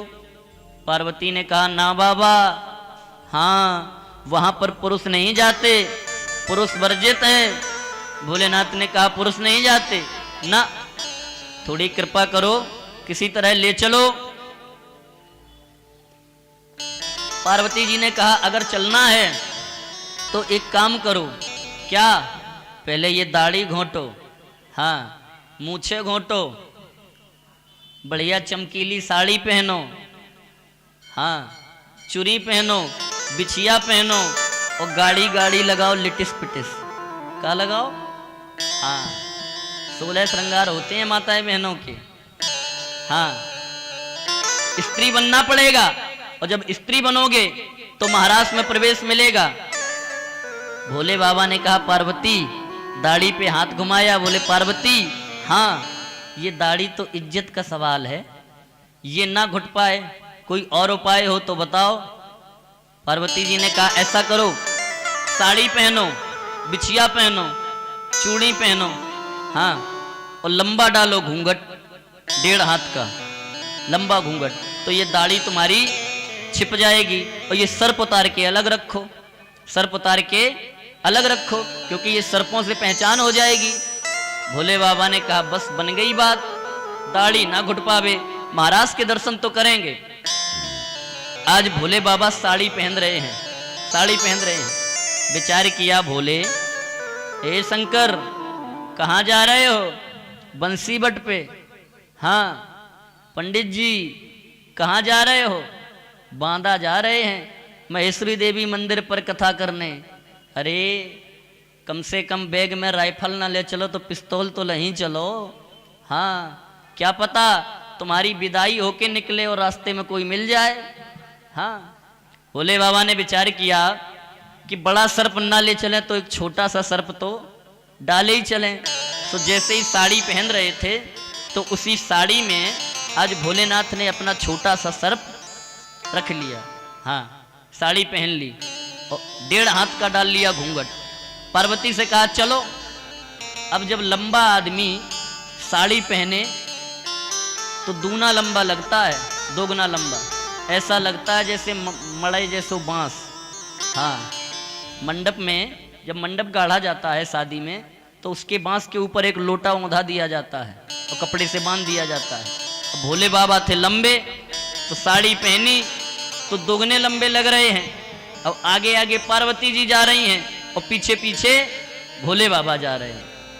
अब पहुंचे बंसीबट पे। जैसे ही पहुंचे तो बंसीबट पे तो चेकिंग लगी है। हाँ, भगवान स्वयं सबको अंदर कर रहे हैं। तुम कौन? हम। हाँ, फलानी गोपी, चलो अंदर। तुम कौन? हम, फलानी गोपी, चलो अंदर। भोले बाबा ने कहा हमें लगता है यहाँ हम पकड़ जाएंगे, दर्शन तो करने ही है महाराज के, क्या करें? पार्वती जी ने कहा सुनो, हम चल रहे आगे और तुम चलो पीछे। बस तुम बोलना नहीं, बोलना नहीं, क्योंकि बोलोगे तो फिर पता चल जाएगा, क्योंकि तुम्हारी आवाज अलग है। हाँ, पार्वती जी पहुंची। तुम कौन? हम, पार्वती। अच्छा, चलो अंदर। तुम कौन? पार्वती ने पीछे मुड़ के देखा कि अगर ये बोल गए तो ये पकड़ जाएंगे। पार्वती ने तुरंत पीछे घूमी, बोली ये, हाँ, ये हैं रामदास के घर की, रामदास के घर की। कन्हैया ने कहा सुनो, रामदास के घर की पहले से ही अंदर हैं। हाँ, कौन है ये? रामदास के घर की अभी गई हैं, पहले से हैं अंदर। कौन है ये? पार्वती ने कहा जी भूल गए थे, ये हैं शंकर दास के घर की। शंकर दास, चलो अंदर। हाँ, पहुंचे। आज क्या सुंदर महाराज है। 2 गोपी, बिच बिच श्याम, और बिच बिच गोपी, 2 श्याम। गोपी बने शिव हो कौन जाने या को भेद, और ठुम ठुम नाचे गौरा हंसे मुंह फेर, नंदी बैल को सवार, प्रेम ने दिया की सदा उल्टी बहे धार, कौन पावे या को पार, प्रेम ने दिया की सदा उल्टी बहे धार।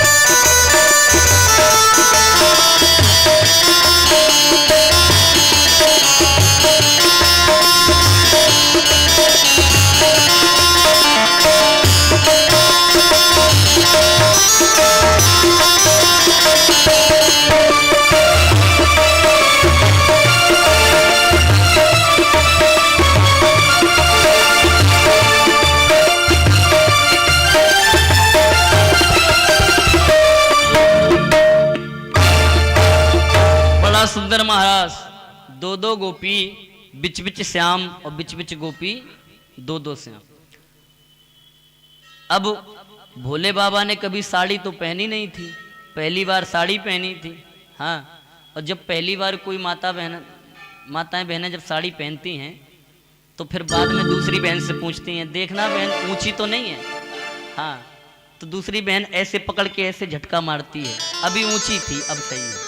हाँ, पहली बार पहनी भोलेनाथ ने साड़ी तो साड़ी भई ढीली, साड़ी भई ढीली, और जैसे ही साड़ी ढीली भई तो साड़ी में से एक बंडा पूछ की सरपिया, वही जो लेके आए थे, निकल पड़ी। सर फर भगदड़ मच गई, भागो सर्प, भागो सर्प। भगवान ने कहा ठहर जाओ, ठहर जाओ, ये सर्प कहां से आया, सर्प कहां से आया, यहां तो महाराज हो रहा था, सर्प कहां से आया, सब लाइन से खड़ी हो जाओ।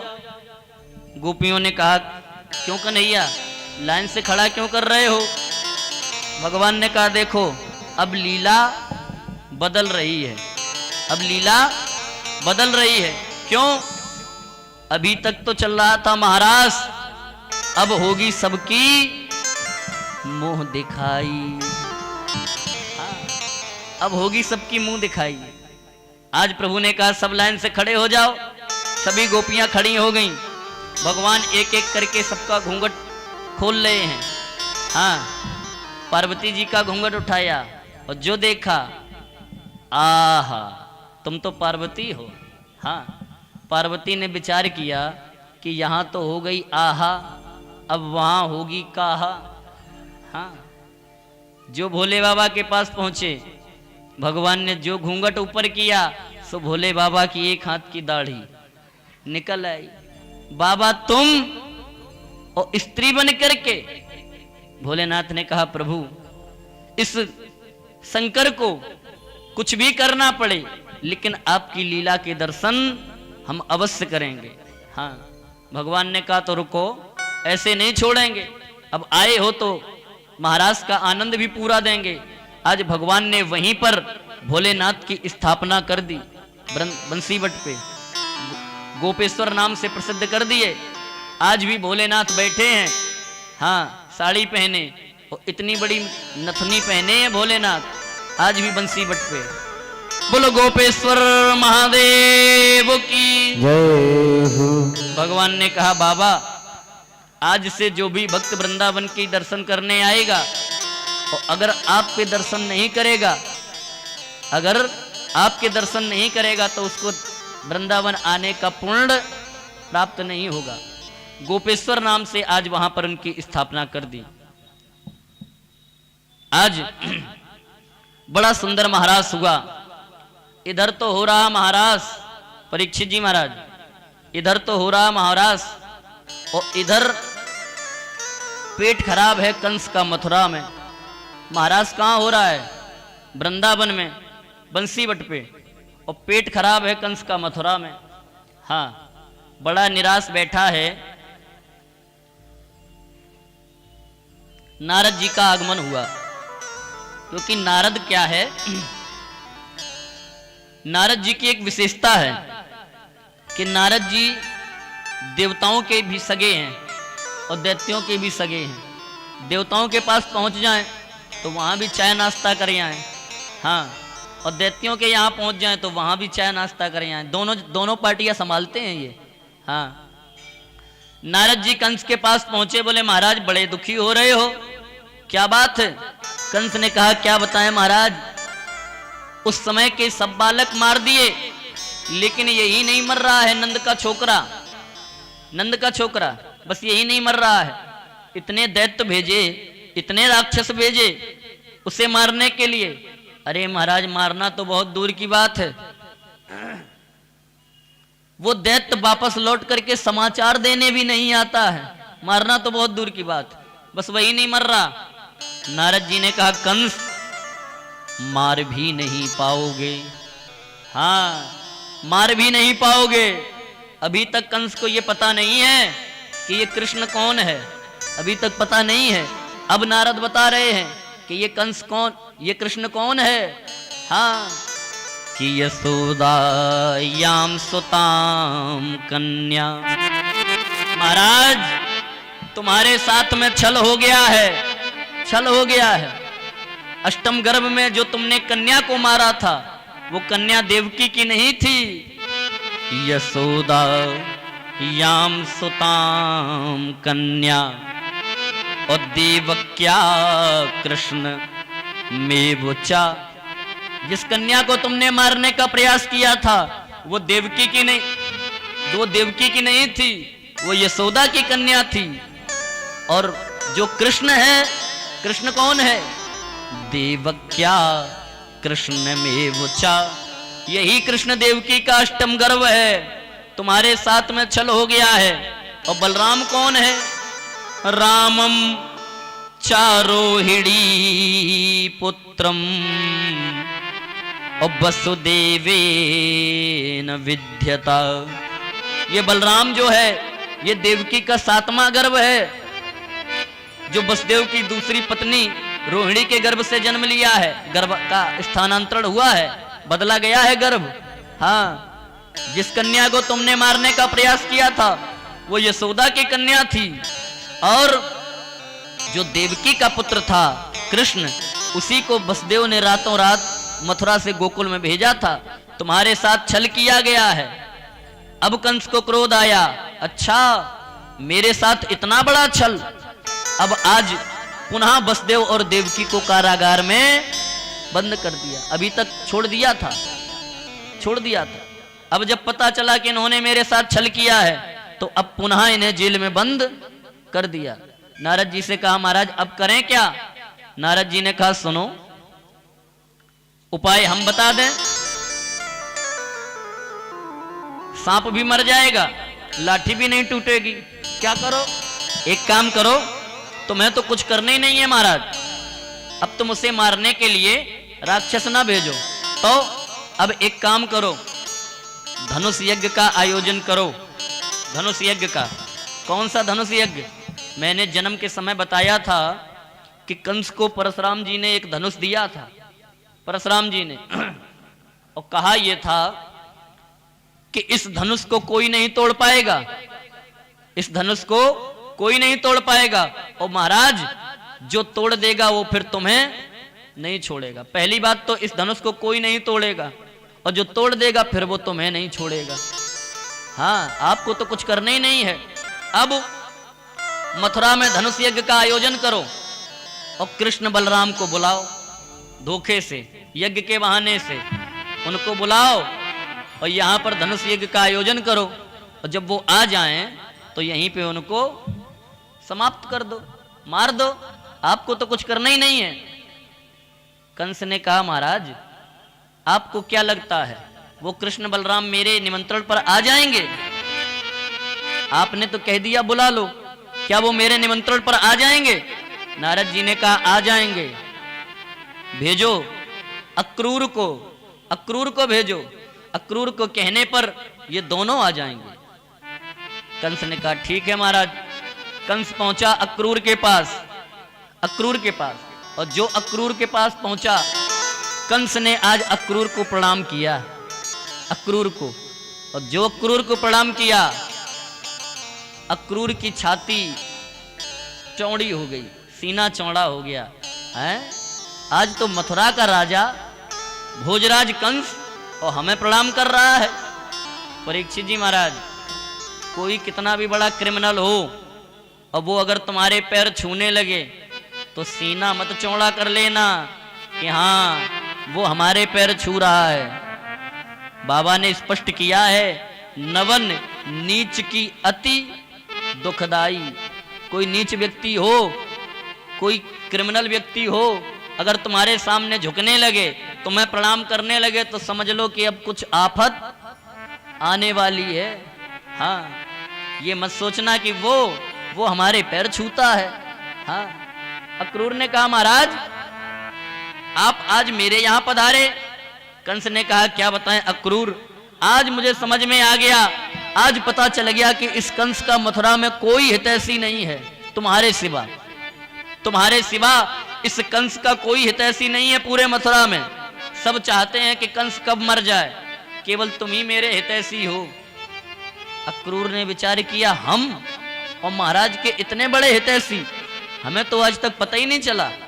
हाँ, अक्रूर ने कहा महाराज चिंता मत करो, आप एक संकेत करो, ये अक्रूर आपकी सेवा में अपने प्राण भी दे देगा। कंस ने कहा अक्रूर किसी दिन नहीं, वो समय आज आ गया है, मेरा एक काम कर दो।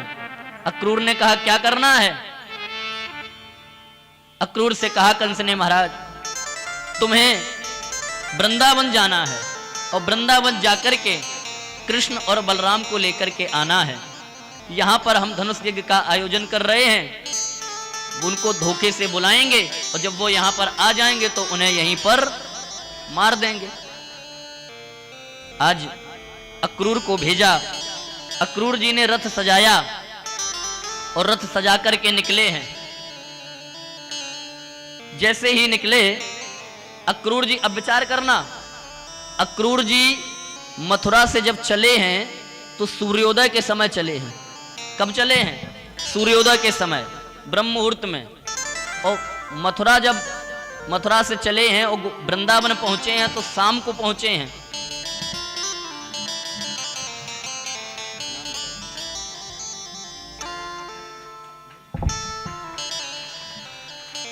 ये हैं आप श्री महेश कुमार जी। अच्छा, परीक्षित जी के साले साहब, परीक्षित जी के साले साहब जी हैं श्री महेश कुमार जी। आप इनके सम्मान में एक बार तालियां बजा दें।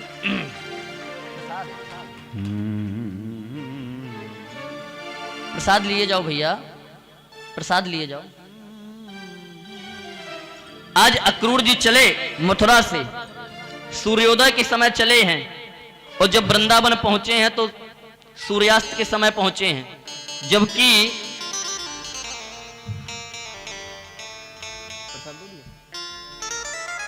जबकि मथुरा से गोकुल की दूरी कितनी है? कितनी दूरी है? मथुरा से और वृंदावन की दूरी कितनी है? 3 कोस है। 3 कोस माने 9 किलोमीटर। हाँ, अब तो वो बढ़ने लगी है, इधर से मथुरा भी बढ़ी है, बस्ती अधिक हो गई है। 9 किलोमीटर का प्रमाण तो भागवत में आया है, क्योंकि बस्ती इधर मथुरा की भी बड़ी है और इधर वृंदावन की भी बड़ी है, तो इसलिए अब दूरी कम हो गई है। पहले जो दूरी थी वो 9 किलोमीटर की थी।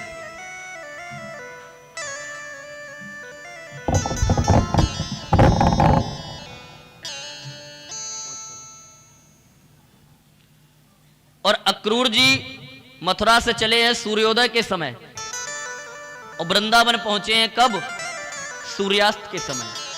जबकि दूरी है 9 किलोमीटर की और जा काहे से रहे हैं? रथ से। काहे से जा रहे हैं?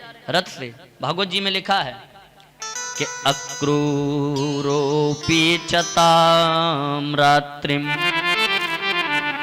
हो मधुपुरयाम महामति उस्सित्वा रथम अस्थाय प्रययौ नंद गोकुलम। रथ से जा रहे हैं और सूर्योदय को निकले हैं और वृंदावन कब पहुंचे हैं? सूर्यास्त को। जबकि 9 किलोमीटर की दूरी है, अगर कोई पैदल भी जाए तो कितनी देर में यात्रा कर लेगा 9 किलोमीटर की? हैं? 2 घंटे। अरे हम कह रहे 4 घंटे, 6 घंटे। और अक्रूर जी रथ से जा रहे हैं और सूर्योदय से निकले हैं और वृंदावन में पहुंचे हैं तो सूर्यास्त हो गया है। कहां बने रहे? कहां बने रहे? जैसे मान के चलो ये आपका बांदा जो है ये हो गया मथुरा। क्या हो गया? मथुरा।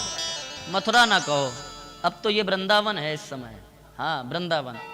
ऐसे मान के चलो जैसे ये बांदा जो है आपका ये हो गया वृंदावन। और मान के चलो हमीरपुर, हमीरपुर मान लो 9 किलोमीटर की दूरी है। हाँ, जैसे गणित में कहते हैं माना की पहली संख्या बराबर x, तो ऐसे ही मान लो ये बांदा जो है आपका वृंदावन है और हमीरपुर आपका मथुरा है। अक्रूर जी रथ से चले हैं, हमीरपुर से चले और जैसे ही 2 किलोमीटर निकले विचार किया, ऐ अक्रूर कहाँ जा रहा है? कृष्ण बलराम को लेने कंस मार देगा। कंस उनको धोखे से बुला रहा है यज्ञ के बहाने से, और यहां आकर के उन्हें मार देगा। और ए अक्रूर, उनकी मरने का पाप जो है वो तेरे ऊपर लगेगा, क्योंकि तू लेने जा रहा है। तेरे ऊपर सारा पाप आएगा, तू उन्हें लेने जा रहा है, और ये कंस उन्हें छल से मारना चाहता है। अक्रूर, ये अपराध तू कर रहा है, नहीं जाना चाहिए। नहीं जाएंगे, लौटे। और जैसे ही आगे निकले, जब लौट आए, थोड़ा आगे निकले, विचार किया अक्रूर तुम्हें जाना चाहिए। क्यों? क्योंकि जिन पायन की पादुकन और भरते रहे मन लाय। जिस समय विभीषण को लात मारी थी रावण ने, तो विचार कर रहा था कि आज मुझे उन चरणों के दर्शन होंगे। आज वही अक्रूर विचार कर रहे हैं कि जिन पायन की पादुकन और भरते रहे मन लाय। और ते पद आज बिलो की हूं इन नयनन सो जाए। हमें जाना चाहिए, इसी बहाने हमें प्रभु के दर्शन हो जाएंगे। जाना चाहिए। फिर लौटे वृंदावन की तरफ, और जो 2-3 किलोमीटर आगे और आए। फिर विचार किया अक्रूर कहां जा रहा है? कृष्ण बलराम को लेने। कंस मार देगा, छोटे छोटे बालक हैं, बाल हत्या लगेगी तेरे ऊपर, क्योंकि तू उन्हें लेने जा रहा है। हत्या तेरे ऊपर आएगी, नहीं जाना चाहिए। नहीं जाएंगे।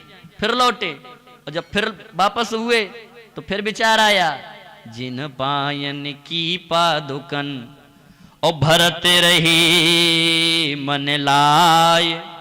और ते पग आज बिलो की हों इन नयनन सो जाए।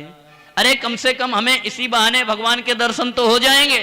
हाँ, आज अक्रूर इसी विचार विमर्श में लगे रहे। कभी कहते हैं जाना चाहिए और कभी कहते हैं नहीं जाना चाहिए। जब जाने का मन होता है तो आगे चल देते हैं, और जब विचार होता है कि नहीं जाना चाहिए तो लौट आते हैं। हाँ, आज इसी विचार विमर्श को करते करते अक्रूर को पूरा दिन हो गया है। सूर्योदय से निकले हैं और सूर्यास्त के समय वृंदावन में पहुंचे हैं। सूर्यास्त के समय पहुंचे बाबा नंद के यहां। बाबा नंद ने देखा कि अक्रूर आए हैं, बड़ा सुंदर स्वागत किया। भगवान बलराम जी के साथ में गले में गलबैया डाले हुए आ रहे हैं, गाय दो के। और जैसे ही देखा, बाबा नंद ने कहा बेटा ये तुम्हारे चाचा जी हैं, प्रणाम करो। और जैसे ही आज भगवान ने प्रणाम किया, अक्रूर जी के नेत्रों से आंसू निकल आए। विचार करने लगे कितने सुंदर बालक हैं, कितने प्यारे बालक हैं। हाँ, और कंस इन्हें मारना चाहता है। अक्रूर तेरे ऊपर अपराध लगेगा, ये बाल हत्या तेरे ऊपर लगेगी। अब क्या करें? सबसे पहले बाबा नंद ने अक्रूर को गौशाला में जाकर के गाय के दर्शन कराए। गाय के दर्शन क्यों कराए परीक्षित जी महाराज? क्यों कराए? क्योंकि अब पंडित जी आए हैं, हाँ, रमाकांत जी भैया के यहाँ, तो पहले ही गाय के दर्शन करा दो। पंडित जी चिंता ना करो, गाय बंधी है, दूध भी मिलेगा, घी भी मिलेगा और बढ़िया व्यवस्था हो जाएगी। तो पंडित जी के मन में संशय ना रहे कि पता नहीं हम तुम्हारे यहाँ गए, चाय मिली ना मिली, दूध मिला ना मिला। तो पहले ही दर्शन करा दो महाराज, गाय बंधी है, शुद्ध दूध मिलेगा। हाँ, अक्रूर को गाय के दर्शन क्यों कराए? क्योंकि गाय में 33 करोड़ देवताओं का वास होता है, और गाय के दर्शन कराने से कोई भी मेहमान आ जावे, सबसे पहले गाय के दर्शन कराओ। क्योंकि यदि वो तुम्हारे यहां पर गलत भावना से आया होगा तो उसका विचार परिवर्तन हो जाएगा। अभी देखना आगे अक्रूर का मन बदलेगा। हाँ, जैसे ही गाय के दर्शन कराए, आज गाय के दर्शन कराने के बाद में पहुंचे, बढ़िया भोजन कराया। और भोजन कराने के बाद में बढ़िया बिस्तर लगा दिए, शयन कक्ष में लेट गए अक्रूर जी। और जैसे ही अक्रूर जी लेटे, आज बलराम जी और कन्हैया दोनों आज अक्रूर जी के चरणों पर बैठ गए। एक पैर बलराम जी ने ले लिया और एक पैर भगवान ने ले लिया। चरण दबाने लगे। और जो अक्रूर ने देखा, आज विचार किया कि अक्रूर तेरे ऊपर पाप लगेगा, अब तुम्हें करना क्या है, तुम इन्हें सीधा सीधा बता दो, साफ साफ बता दो तो तुम्हारा दोष नहीं होगा। साफ साफ बता दो कि कंस इन्हें धोखे से मारना चाहता है, मर्जी होगी तो भेज देंगे और नहीं मर्जी होगी तो नहीं भेजेंगे, लेकिन तुम साफ साफ बता दो, क्योंकि अगर सही बता दोगे तो इन बालकों की हत्या का पाप तेरे ऊपर नहीं आएगा। हुए विचार का परिवर्तन गाय के दर्शन कराने से हुआ। हाँ, आज अक्रूर ने कहा बाबा नंद, हाँ मैं यहां पर तुम्हारे बालकों को लेने के लिए आया हूं। कंस ने बड़ा सुंदर यज्ञ का आयोजन किया है, धनुष यज्ञ का, और बाबा नंद ये यज्ञ का तो केवल बहाना है। हाँ, कि यज्ञ का है ये बहाना। बाबा नंद से कहा बाबा ये कंस तुम्हारे बालकों की हत्या करना चाहता है। कंस ने निमंत्रण तो भेजा है तुम्हारे पुत्रों को लेने के लिए, लेकिन ये तुम्हारे बालकों को छिप करके धोखे से मारना चाहता है। इसलिए मैंने तुम्हें पहले ही बता दिया है कि अब तुम्हारी मर्जी हो तो बालक भेजो और ना मर्जी हो तो ना भेजो। नंद ने कहा अक्रूर से, ये बात तुमने हमें बता दी, लेकिन अब यशोदा को मत बताना, क्योंकि अगर यशोदा को बता दी तो फिर यशोदा इस विरह को सहन नहीं कर पाएगी। मुझे बता दी कोई बात नहीं, यशोदा को मत बताना। आज जैसे ही सुबह हुआ, बाबा नंद से कहा बाबा नंद, कंस ने बड़ा सुंदर यज्ञ का आयोजन किया है, आपको भी बुलाया है और कृष्ण बलराम को भी बुलाया है, और ध्यान रखना कंस ने इन बालकों की हत्या कराने के लिए इन्हें बुलाया है। बाबा नंद ने कहा ठीक है, कोई बात नहीं, आएंगे, सब आएंगे। आज अक्रूर को तो विदा कर दिया बाबा नंद ने, और जैसे ही सुबह हुई तैयारी होने लगी। इधर बाबा नंद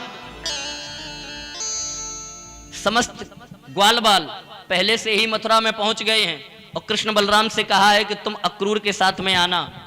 इधर कृष्ण और बलराम ने तैयारी की, और जैसे ही चलने लगे, जो मैया यशोदा की तरफ देखा, मैया यशोदा के नेत्रों में आंसू आ गए। जैसे ही प्रभु ने देखा कि मैया रो रही है, भगवान ने कहा माँ क्या बात है, तू क्यों रो रही है? मैया ने कहा कन्हैया, इस मैया को दुख तेरे जाने का नहीं है, इस मैया को दुख तेरे जाने का नहीं है। अगर इसको कोई कष्ट है तो केवल एक कष्ट है, हमें पता है कि जब तू यहां से चला जाएगा तो फिर ये पुनः वापस नहीं आएगा, क्योंकि तेरी जन्म देने वाली माँ तुझे मिल जाएगी तो तू हमें भूल जाएगा, भूल जाएगा। भगवान ने कहा माँ तुम चिंता मत करो, मैं आऊंगा। मैया ने कहा कन्हैया, मुझे विश्वास नहीं हो रहा है, मुझे पता है कि जब तेरी जन्म देने वाली माँ तुझे मिल जाएगी। यशोदा को पता चल गया है कि ये कृष्ण जो है देवकी का अष्टम गर्भ है।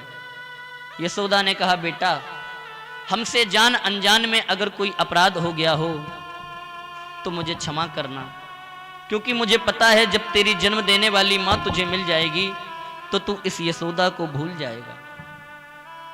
भगवान ने कहा माँ अब हमें आज्ञा दो, क्योंकि मामा का निमंत्रण आया है, मामा कंस ने हमें बुलाया है, तो हमें जाने दो, जाने दो। मैया ने कहा जाओ बेटा। आज मैया से विदाई ली, और जैसे ही रथ पर चढ़े, अक्रूर जी रथ को हाँक रहे हैं, भगवान और बलराम जी दोनों रथ पर बैठे